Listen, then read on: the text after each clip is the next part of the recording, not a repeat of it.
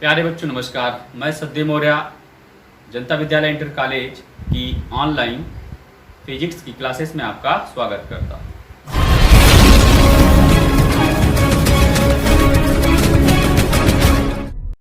बच्चों, पिछले वीडियो में हमने ये जाना कि क्षेत्रफल सदिश क्या होता है, घन कोण क्या होता है, समतल कोण क्या होता है और साथ ही साथ वैद्युत फ्लक्स को भी जाना और समझा।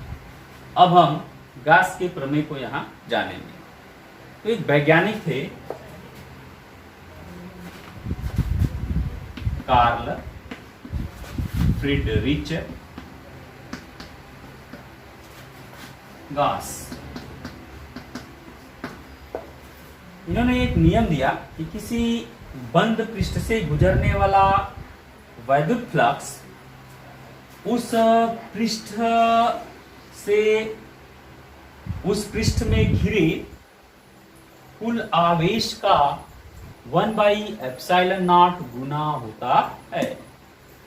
फिर से बात बता दे रहा हूं, इनका स्टेटमेंट इन्होंने बताया क्या कि अगर जैसे कोई प्लस क्यू चार्ज किसी बंद पृष्ठ में घिरा है तो इस बंद पृष्ठ से कितनी वैद्युत बल रेखाएं निकलेंगी, कितना वैद्युत फ्लक्स निकलेगा, उसके परिमाण को उन्होंने बताया। उन्होंने ये बताया कि जो जितने भी वैद्युत बल रेखाएं यहाँ से निकलेंगी, जितने भी वैद्युत फ्लक्स यहाँ से निकलेंगे, वह इस आवेश जो इस बंद पृष्ठ में घिरा हुआ है, इस आवेश Q का 1/ε0 गुना होगा और वैद्युत फ्लक्स पाई E। ठीक है, तो इसको मैं पहले यहाँ पर लिख दे रहा हूँ, उसके बाद मैं इसका निगमन भी कर दे रहा हूँ। ठीक है, तो चलिए आइए देखिए, मैं स्टेटमेंट को यहाँ लिख देता हूँ कि किसी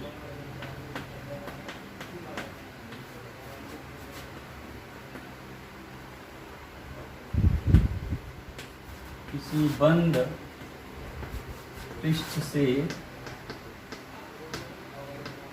गुजरने वाला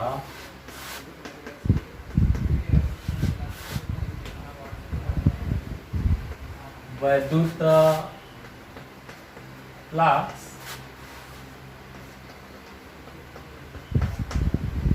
पाई ई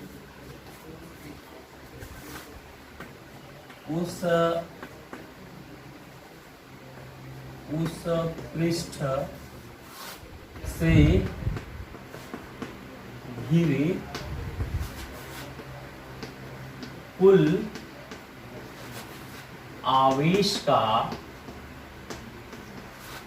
कुल आवेश को हमने मान लिया कि कुल आवेश Q का 1/ε0 गुना होता है। ठीक है, ये इनका स्टेटमेंट है। किसी बंद पृष्ठ से गुजरने वाला वैद्युत फ्लक्स पाई E उस पृष्ठ से घिरे कुल आवेश Q का 1/ε0 गुना होता है। ठीक है, अब आइए इसको हम लोग निगमित करते हैं।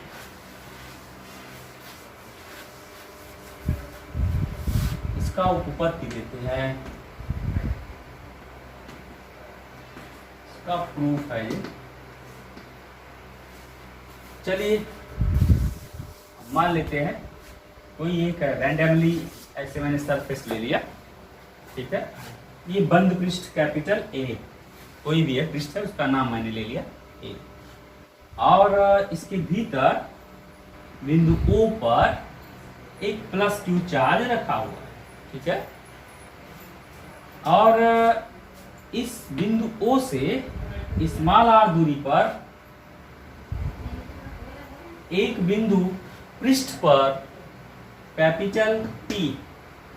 ठीक है, इस बिंदु P के चारों ओर का जो सूक्ष्म क्षेत्रफल है, ये जो छोटा सा सूक्ष्म क्षेत्रफल है, ये क्षेत्रफल का परिमाण कितना है, dA। बिंदु P के चारों ओर जो क्षेत्रफल घिरा है छोटा सा, उसका परिमाण dA, तथा यहां से इसकी दूरी O से P की दूरी कितना है, R। और निश्चित रूप से जो प्लस Q के कारण बिंदु P पर वैद्युत क्षेत्र की तीव्रता बनेगी, उसकी दिशा O से P को मिलाती हुई रेखा जो जाएगी, ये हो गया आपका वेक्टर E का डायरेक्शन। ठीक है, और ये जो हमारा सरफेस है dA सूक्ष्म, इस पर मैंने मान लिया कि ये रहा इसका एरिया वेक्टर, इसको मैंने नाम दे दिया डीए वेक्टर। इस क्षेत्रफल का सदिश रूप का है, दिशा सहित इसका मान वेक्टर डीए है और यही इकाई सदिश का मान है। माने इस सूक्ष्म क्षेत्रफल डीए के पृष्ठ के लंबवत एकांक सदिश एन कैप है और उसी लंबवत एकांक सदिश पर वेक्टर डीए की दिशा होगी। ठीक है, अब आइए इसमें देखिए कैसे हम निगमन को करेंगे, अभी एट ए ग्लांस यहीं पर बता देते। सबसे पहले बच्चों हम लोग ये पता करेंगे इस प्लस क्यू के कारण बिंदु P पर कितनी वैद्युत क्षेत्र की तीव्रता बनी। ठीक है, फिर उसके बाद हम लोग क्या करेंगे, ये जानने की कोशिश करेंगे कि इतने से क्षेत्रफल में से कितने वैद्युत फ्लक्स निकला, कितना वैद्युत फ्लक्स निकला, किससे, डीए में से कितना वैद्युत फ्लक्स निकला वो निकालेंगे। ठीक, वो निकालने के बाद एक अपने दिमाग में आइडिया डालेंगे कि अगर ऐसा ही क्षेत्रफल DA DA DA DA DA मिल जाए तो पूरा सरफेस ए को पाया जा सकता है। माने पूरा सरफेस ए इस डीए जैसे सूक्ष्म भागों का एक समुदाय है, निकाय है। अतः हम समाकलन विधि द्वारा या आप समेशन विधि द्वारा इसका मान आसानी से निकाल सकते हैं। ठीक है, माने पूरे पृष्ठ, जैसे छोटे से अवयव डीए से कितना वैद्युत फ्लक्स निकला, तो अब ये प्रश्न उठता है कि पूरे पृष्ठ से कितना निकला, तो या तो समाकलन करेंगे या तो समेशन लगाएंगे। ठीक है, तो हम समेशन करके या समाकलन करके इस पूरे पृष्ठ से गुजरने वाला वैद्युत फ्लक्स आसानी से निकाल लेंगे। ठीक है, थोड़ा ये मानने वाली बात यहां लिख देते हैं, माना प्लस क्यू आवेश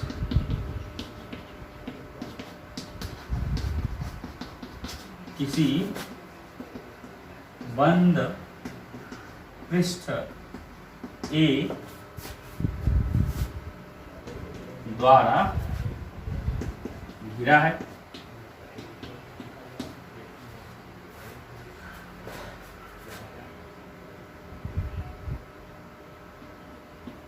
प्लस क्यू आवेश से स्मॉल आर दूरी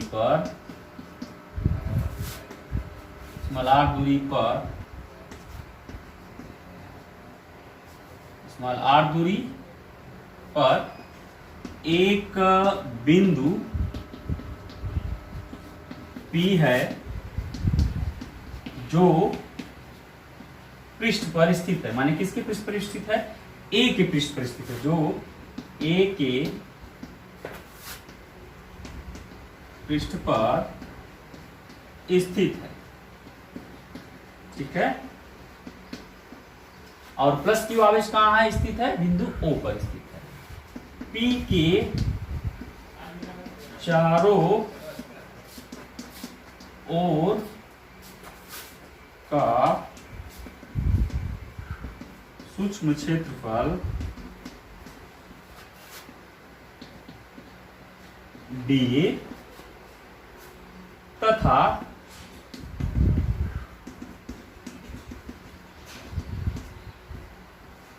क्षेत्रफल सदिश डीए वेक्टर है।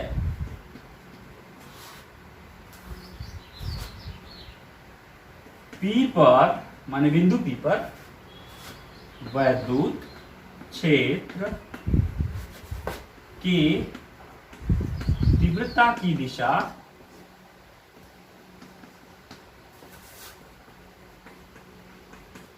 कैसी होगी, ओपी की अनुदिश होगी। ओपी की दिशा में है। अभी हम मान लेते हैं कि वेक्टर ई और डीए वेक्टर के बीच का कोण कितना है, थीटा है। हम ये भी मान लेते हैं यहीं पर कि वेक्टर ई व वेक्टर डीए जो क्षेत्रफल सदिश है के बीच का कोण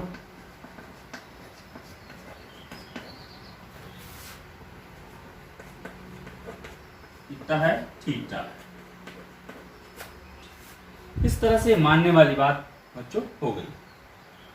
अब हम वही करेंगे जो मैंने आपको बताया था, इस प्लस क्यू के कारण बिंदु P पर कितना वैद्युत क्षेत्र होगा ये निकाला जाएगा। ये मानने वाली बात आप पाँच करके इसको देख लीजिएगा, मैं पढ़ दे रहा हूँ उसको।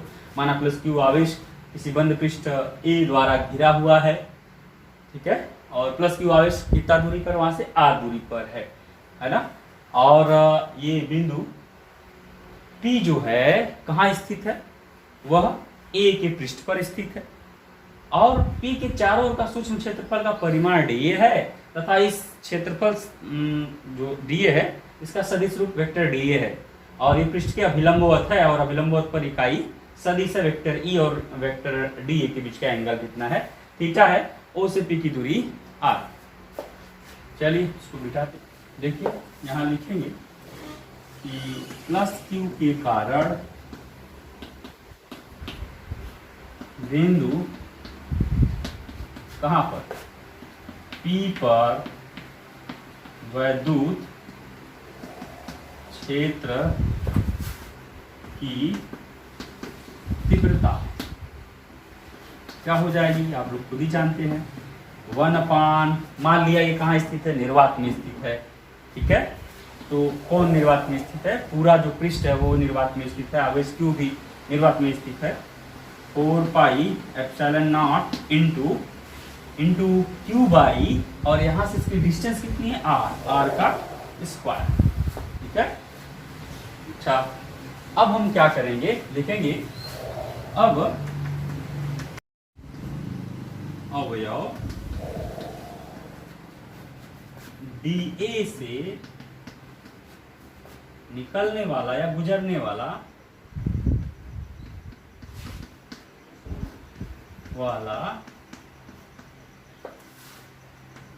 वैद्युत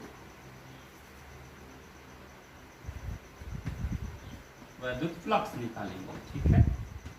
वो वैद्युत फ्लक्स, क्योंकि वो जो क्षेत्रफल है बहुत छोटा है, इसलिए वैद्युत फ्लक्स की संख्या भी क्या होगी, कमी होगी।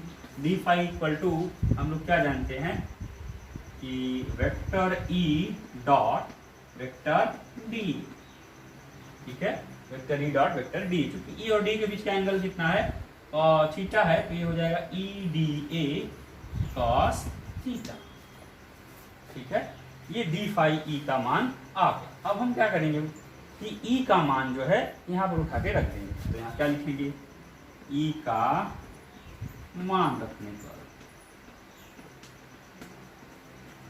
E का मान क्या हो जाएगा, ये हो जाएगा आपका डी फाई E, रख दीजिए यहाँ पर मान आ जाएगा 1/4πε0 into Q by r square into ये हो जाएगा DA cos थीटा।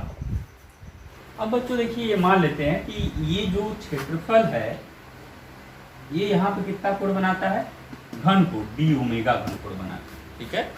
ये जो सूक्ष्म क्षेत्रफल DA है वो इसकी अपने केंद्र O पर या बिंदु O पर कितना कोण बनाता है, DA घन कोण बनाता है, कोण नहीं, समतल कोण नहीं, घन कोण बनाता है, कितना, D ओमेगा बनाता है, ठीक।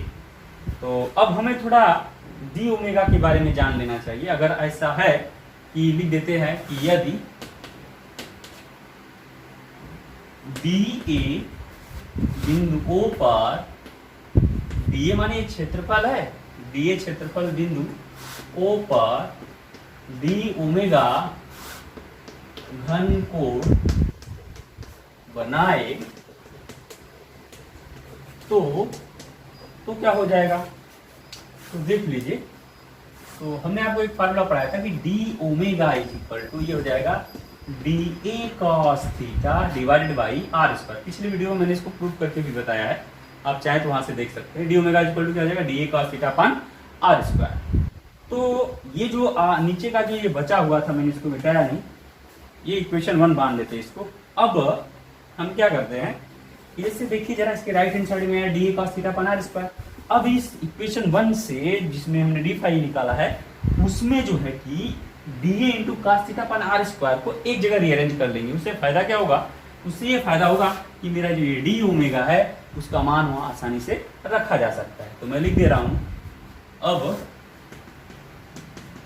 समीकरण 1 से आप देखेंगे कि D phi E is equal to क्या हो जाएगा, 1/4πε0 और चलिए ये अपन क्यू कर देता हूँ इनटू, अब क्या हो जाएगा आपके पास आ जाएगा डी ए cos थीटा अपान नीचे आ जाएगा क्या आर स्क्वायर। आपने देखा कि ये अलग हो गया। अब हम क्या करेंगे D A cos theta upon R square की जगह क्या रख सकते हैं डी ओमेगा, ठीक है ना। माने D A cos theta upon R square का मान रखने पर बात याद रखिए, इसलिए क्या हो जाएगा D phi E is equal to Q upon 4 pi epsilon naught into इसकी जगह क्या आ जाएगा डी ओमेगा आ जाएगा, ठीक है। ये डी ओमेगा आ गया। अब हमने इस छोटे से क्षेत्रफल से गुजरने वाला वैद्युत फ्लक्स निकाल लिया डी फाई ई। अब लिखेंगे अब संपूर्ण पृष्ठ ए से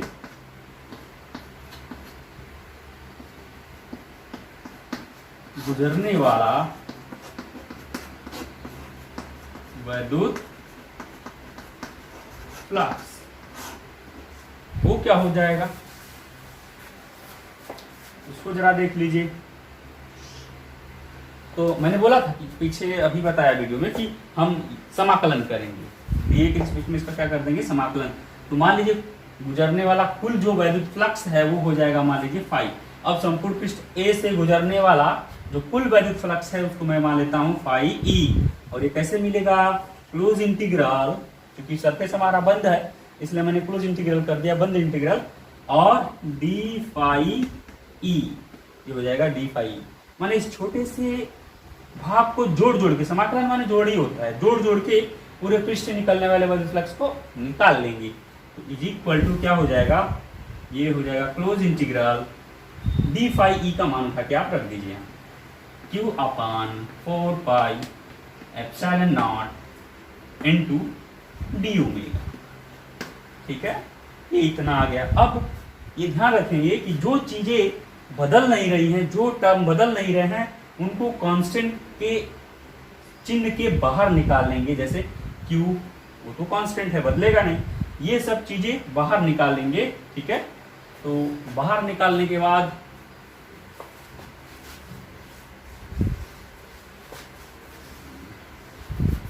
क्या आएगा, बाहर निकालने के बाद ये हो जाएगा pi E is equal to Q upon 4 pi epsilon naught into integral close integral D omega, ठीक है। अब यहां हम एक कल्पना करते हैं कि यदि पृष्ठ गोलीय हो तो गोली हो माने उसके सेंटर पर हम गोली हो तो क्लोज इंटीग्रल डी ओमेगा का मान आपने देखा था पीछे आया था क्या 4 पाई स्टेरेडियन, 4 पाई स्टेरेडियन आ जाएगा, ठीक है। इसलिए मैंने इसको भी पीछे बताया था phi E is equal to Q upon 4 pi epsilon naught into इसका मान हो जाएगा 4 पाई। आप देखेंगे कि 4 से कैंसिल, पाई से कैंसिल आउट हो जाएगा, तो हमारे पास बचेगा पाई ई इक्वल टू क्या आएगा क्यू अपान एप्सिलॉन नॉट। आपने देखा कि जो गॉस के प्रमेय का स्टेटमेंट था वही यहाँ पर निकल के आ गया कि किसी बंद पृष्ठ द्वारा गुजरने वाला वैद्युत फ्लक्स उस पृष्ठ द्वारा घिरे कुल आवेश Q का 1 बाई एप्सिलॉन नॉट गुना होता है। तो इस तरह से बच्चों हमने आपको गॉस के प्रमेय का निगमन बताया, ठीक है। अब थोड़ा यहाँ पर एक चीज और देख लेते हैं। जैसे आपने ध्यान से देखा होगा कि ये जो पृष्ठ मैंने लिया है, इस पृष्ठ में केवल एक ही चार्ज स्थित है प्लस की ना। तो अब हम क्या करते हैं कि मान लीजिए यहाँ पर एक ऐसे ले लिया मैंने कोई बंद सरफेस, इसमें ढेर सारा चार्ज रख देता हूँ। जैसे यहाँ प्लस Q1, यहाँ माइनस Q2, यहाँ माइनस Q3, यहाँ प्लस Q4 एंड डाटा बहुत सारा रख दिया, ठीक है।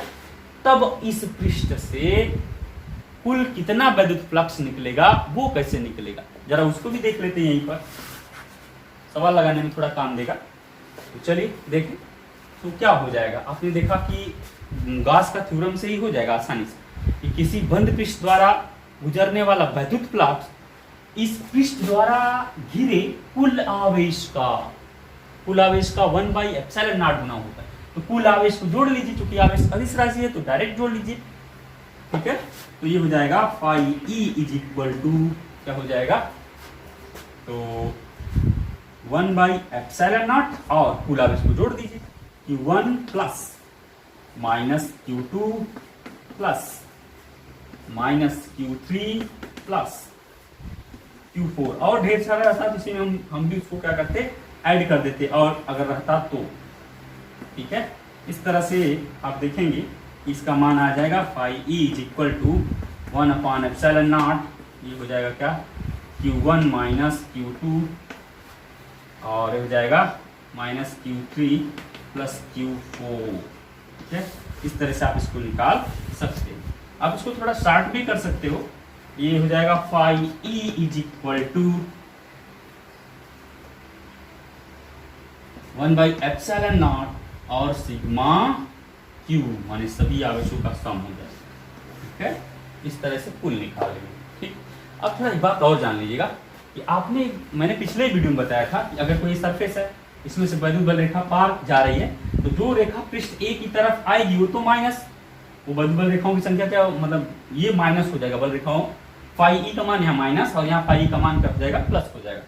तो इस बात का थोड़ा ध्यान रखिएगा कि जो यहाँ माइनस वाली रेखाएं हैं ये ऐसे होगा, इसके पृष्ठ की तरफ से जाएगी, और यहाँ से वैद्युत बल रेखाएं क्या निकलेंगी,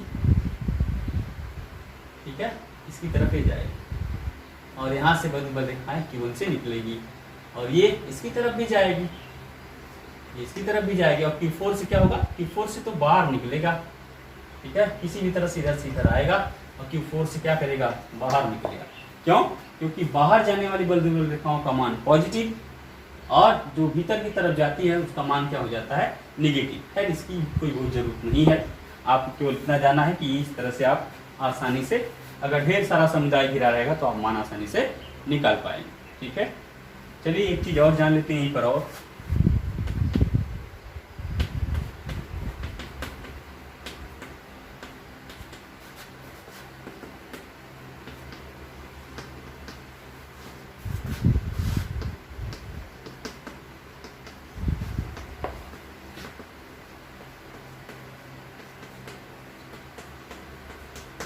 यदि आवेश बंद पृष्ठ के बाहर स्थित हो तब क्या वैद्युत फ्लक्स बनेगा, या कितना वैद्युत फ्लक्स का मान होगा।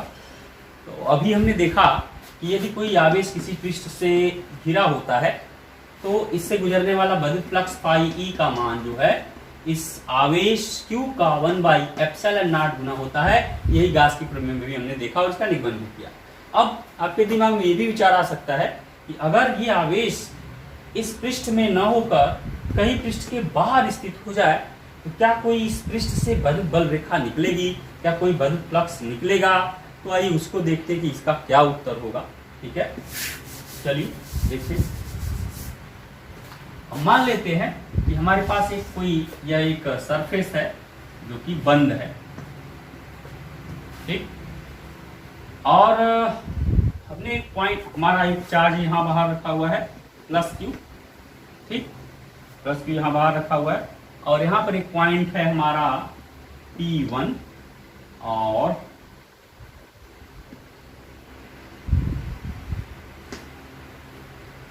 और यहाँ दूसरे वाले सरफेस पे मान लेते हैं क्या हमारा कोई पॉइंट है P2, ठीक। और चूंकि आप +Q आवेश दोनों आवेशों को मिलाने वाली रेखा के अंदर वैद्युत क्षेत्र की तीव्रता की दिशा होगी, ये आप जानते ही होंगे, ठीक है।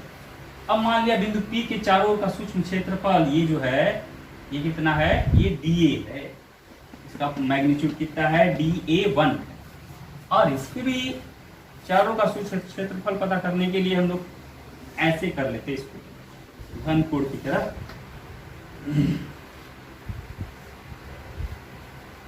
ठीक है। अब मान लिया कि ये जो कोण है ये कितना है d⍵, छोटा सा कोण है d⍵, और ये जो चीज है, ये जो क्षेत्रफल आ रहा है आपका, इसको मैंने मान लिया अपनी सुविधा के हिसाब से dA2, ठीक। तो आपको पता होगा ये रेखा इधर से जा रही है और ये रेखा इधर से निकल रही है ना। अच्छा, तो हमको तो निकालना इस बंद पृष्ठ से गुजरने वाला विद्युत फ्लक्स, जबकि हमारा आवेश कहाँ स्थित है, बाहर, पृष्ठ में तो है ही नहीं। ठीक है, आएगा तो इसका मान शून्य, लेकिन वो कैसे, जरा देख लीजिए। सबसे पहले हम क्या करेंगे, इस पॉइंट ओ मान लेते हैं यहाँ पर। इस पॉइंट ओ के कारण इस पृष्ठ DA1 से कितना विद्युत फ्लक्स निकला ये निकालेंगे पहले। ठीक है, चलिए देखिए, लिखते हैं कि सूक्ष्म अवयव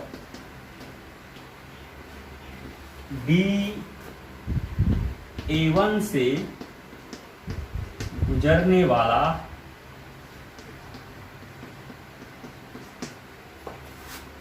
विद्युत फ्लक्स,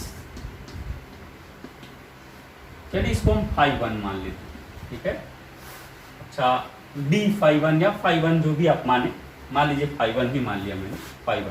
ठीक, अब ये बात ध्यान रखिएगा कि ये जो बल रेखा है वो अंदर की तरफ जा रही है, पृष्ठ में घुस रही है, प्रवेश कर रही है, तो इसका मान तो हो जाएगा -d ओमेगा।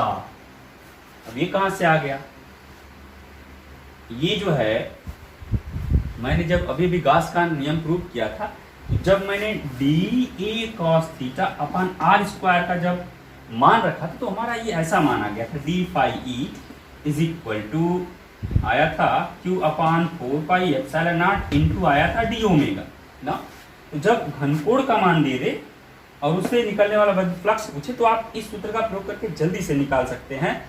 ठीक है, तो इस सूत्र का प्रयोग करके हम आसानी से यहाँ पर निकाले, वही सूत्र हमने लगा दिया, 1/4πε0 इंटू d ओमेगा, ये हो गया मान इसका। अब इसी प्रकार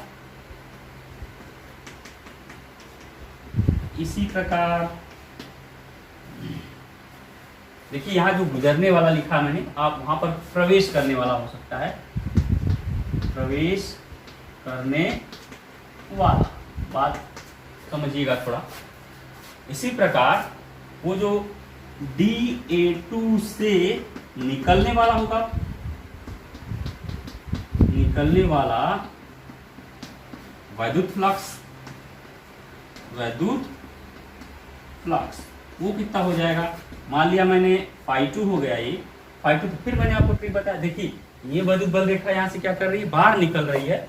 ठीक है ना, ये विद्युत बल रेखा कहाँ निकल रही है, बाहर निकल रही है। जब वो बाहर निकलेगी तो उसका मान क्या हो जाएगा, +ε0 इंटू ये जो d ओमेगा है, देखिए d ओमेगा कोण यहाँ भी बना है, तो d ओमेगा कोण यहाँ भी बनेगा, क्योंकि इसी पृष्ठ को ही आगे मैंने बढ़ा दिया है। ठीक है, यहाँ से जो बल रेखा निकली है सीधी उसको ऐसे कर दिया और दोनों को ऐसे मैंने कर दिया। ठीक, तो ये हो जाएगा d ओमेगा का मान रख दिया मैंने यहाँ पर। अब इसलिए पृष्ठ A से गुजरने वाला कुल विद्युत फ्लक्स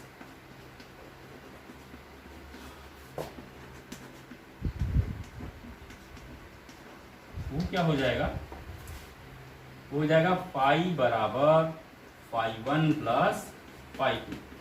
आप मान रख दीजिए -4πε0 into d omega plus /4πε0 into d omega, दोनों टर्म बराबर ही हैं। ठीक है, तो इसका मान कैंसिल आउट हो जाएगा, तो इसका रिजल्ट क्या आ जाएगा, फाई इक्वल टू क्या आ जाएगा, 0। फाई इक्वल टू क्या आ जाएगा, 0। तो आपने देखा कि अगर आवेश बाहर है तो विद्युत फ्लक्स कोई निकलेगा नहीं। चलिए आइए इसी में मैं आपको ये भी समझा दे रहा हूँ कि ये जो मैंने मतलब जो रेखा विद्युत बल रेखा जो प्रवेश कर रही है उसको मैंने क्यों माइनस लिया और जो निकल रही है उसको क्यों प्लस लिया, ऐसे बस खाली मौखिक बता दे रहा हूँ आपको कि ये देखिए ये एक सूक्ष्म क्षेत्रफल dA है। ठीक है, और इलेक्ट्रिक फील्ड वेक्टर आप देख रहे हैं इधर जा रहा है ना। और अगर हम इस सूक्ष्म क्षेत्रफल dA का एरिया वेक्टर ले, माने इसके परिमाण का क्षेत्रफल सदिश ले, तो अवश्य ही वो बाहर की तरफ जाएगा, इधर अंदर की तरफ तो जाएगा नहीं। मान लिया मैं इधर बाहर की तरफ गया। ठीक, तो अब हम देखेंगे कि ये विद्युत क्षेत्र E और ये रहा DA1 का वेक्टर, ठीक है ना। ये DA1 का वेक्टर इधर जाएगा, इधर जाएगा, इधर जाएगा, लेकिन इसके अंदर नहीं जाएगा, ध्यान रखिएगा।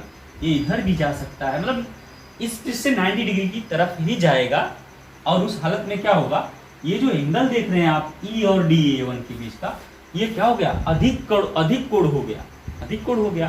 तो अधिक कोण से क्या रिलेशन हमारा, देख लीजिए।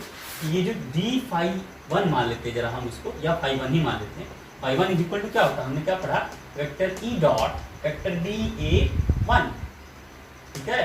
तो आप जब इसको रिजॉल्व करेंगे, हल करेंगे, तो वेक्टर E इंटू इस DA का, सॉरी वेक्टर हटा दे रहे, तो हो जाएगा DA1 cos। अब ये देखिए थीटा का मान अधिक कोण हुआ, ध्यान रखिएगा, थीटा का मान अधिक कोण। इसका ये अर्थ हुआ कि cos किस क्वाड्रेंट में जाएगा, दूसरे चतुर्थांश में जाएगा। cos दूसरे चतुर्थांश में चला गया तो उसका मान क्या हो गया, नेगेटिव, क्योंकि cos का मान 90 और 180 के बीच में नेगेटिव होता है। तो इसका मान हो जाएगा माइनस, और ये हो जाएगा माइनस EDA1, ठीक है। ये ∅1 का मान निकल गया। अगर आप इस विधि से नहीं लगाना चाहते हो तब की बात मैं बता रहा हूँ, ठीक है। Minus EDA1 E into DA1 हो गया ∅1 का मान। अब अगर आप इसी दूसरे पृष्ठ के लिए सोचे जरा, तो उसके लिए भी देख लीजिए जरा, उसके लिए क्या होगा, अगर हम ∅2 को देखें, ∅2 इज इक्वल टू क्या हो जाएगा, वो हो जाएगा vector E into DA2 vector, ठीक है।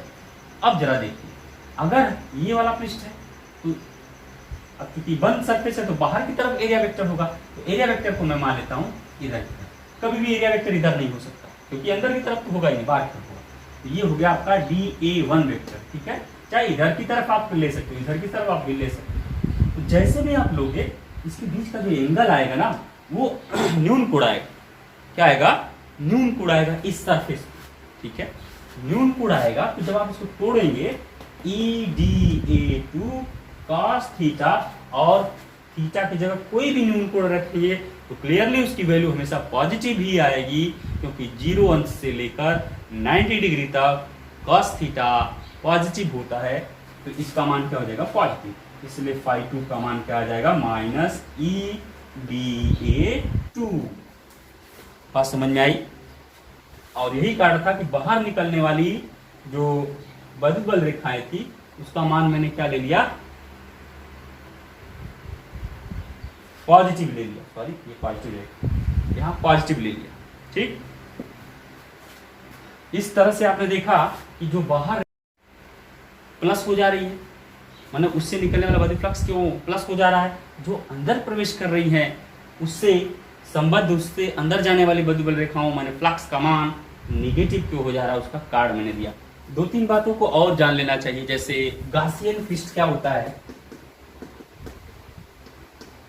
गासियन पृष्ठ मैं इसको यहाँ लिख नहीं रहा हूँ, क्यों, ऐसे मौखिक बता दे रहा हूँ कि जब हमें कभी गास की प्रमेय लगानी होती है, तो जो हम पृष्ठ घेरते हैं, आवेश के चारों ओर का जो पृष्ठ घेरते हैं, वह पृष्ठ ही क्या कहलाता है, गॉसियन पृष्ठ। बात ध्यान समझिएगा, गास के प्रमेय को लगाते समय जब हम आवेश के चारों ओर का पृष्ठ घेरते हैं, तो ये घेरा हुआ पृष्ठ ही क्या कहलाता है, गॉसियन पृष्ठ कहलाता है।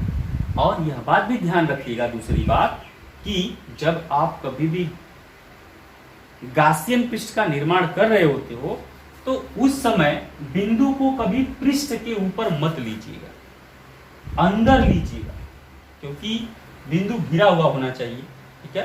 इसका मतलब गास का मतलब गॉसियन पृष्ठ का चुनाव करते समय इस बात का ध्यान रखिएगा कि जो आपका बिंदु होगा वह पृष्ठ पर न स्थित हो, बल्कि भीतर स्थित, ठीक है।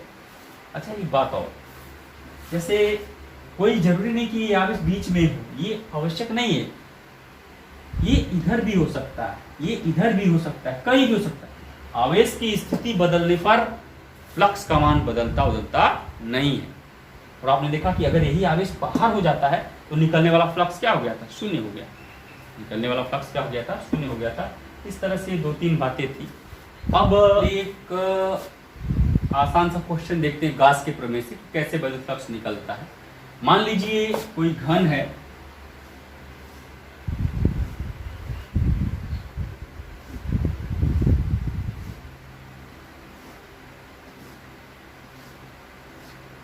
मान लीजिए एक घन है, इस घन के केंद्र पर एक प्लस क्यू आवेश रखा है। अब हमें ये पता लगाना है कि इससे कुल पूरे पूरे घन से कितना विद्युत फ्लक्स निकलेगा। तो गॉस की थ्योरम आप जानते हैं कि यह आवेश कहाँ स्थित है, घन के केंद्र पर। तो घन के केंद्र पर स्थित है, तो इधर भी एक फलक होगा, इधर भी एक फलक होगा, ऊपर भी होगा, नीचे भी होगा, उधर मेरे फ्रंट में भी होगा, मेरे बैक में भी होगा। ठीक है, तो 6 पृष्ठ हो गए घन के। तो कुल विद्युत फ्लक्स कितना हो जाएगा, phi E is equal to Q गुणे 1/ε0, that is phi E equal to Q upon ε0। ये हो गया क्या, पूरे घन के सभी पृष्ठों से निकलने वाला विद्युत फ्लक्स।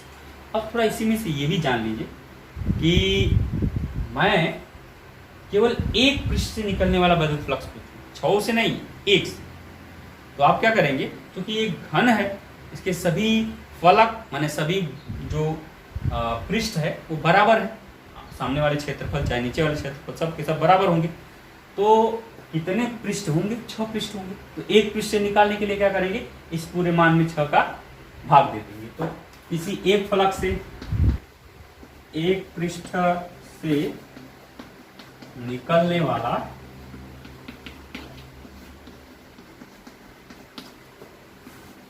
विद्युत flux phi E is equal to, phi E dash कर दे रहा हूं, तो क्या हो जाएगा 1/6 टाइम जो पूरे घन से निकला था, फाई ई।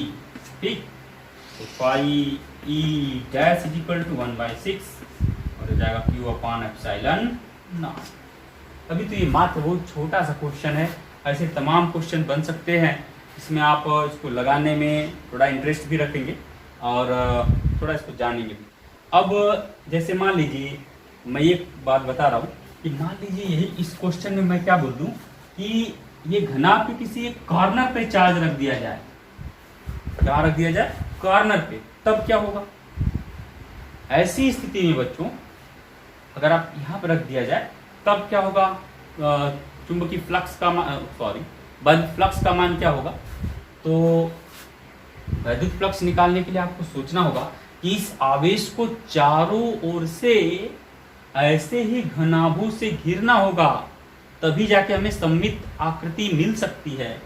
तो अब थोड़ा इसको समझाने के लिए ऐसे मैं ले लेता हूं कि मान लीजिए ये यहां पर स्थित है, ठीक है।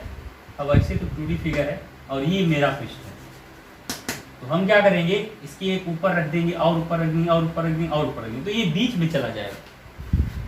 कहाँ चला जाएगा, बीच में चला जाएगा। या फिर दूसरा उपाय है कि ये ए साइड वाला घन है, ठीक है। अब हम एक 2A साइड वाला घन को सपोज करेंगे, ध्यान दीजिए मेरी बात। एक 2A साइड वाले घन को सपोज करेंगे, तब जाकर यह प्लस क्यू उस 2A साइड वाले के सेंटर पर आएगा, ठीक है ना। तो अगर मान लीजिए आपको ऐसे करके समझना है तो